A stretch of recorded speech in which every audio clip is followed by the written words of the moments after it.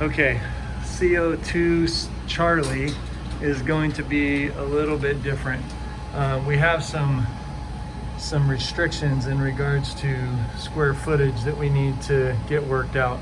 So again, this unit is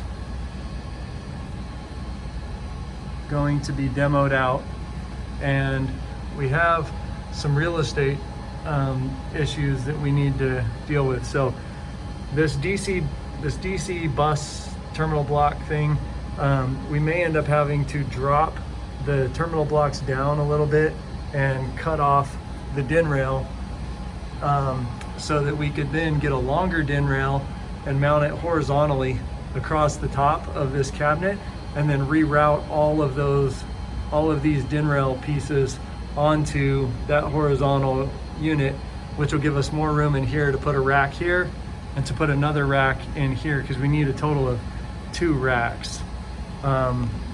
This system is going to have 2 CPs and 2 FBI 200s in each rack. So there'll be 2 CPs, 2 FBI 200s, 2 CPs, 2 FBI 200s that need to mount in this general area. We also need to try to figure out if there's any way when we mount this that we can keep these power supplies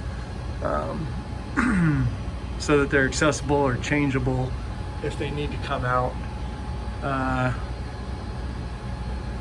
The cables, for the most part on this, look like most all of them come from above, where if we had to rotate this thing to the side, that there is going to be enough cable to do that. There is some cables that come up through this seal tight and that come up into here. I think that when you look down at the seal tight down here, you should have no problem getting a little additional slack if we need it, so that we can rotate that stuff up to the top. Let's see here.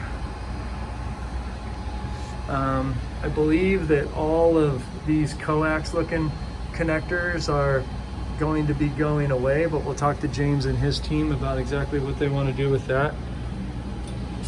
And then these brass items that have the coax connectors on them, those are also going to be going away. The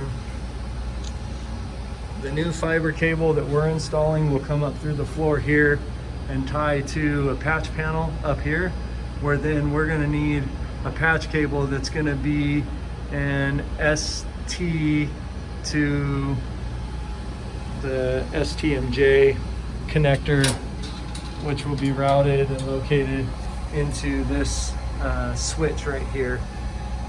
So I need to figure out what that footage is going to be.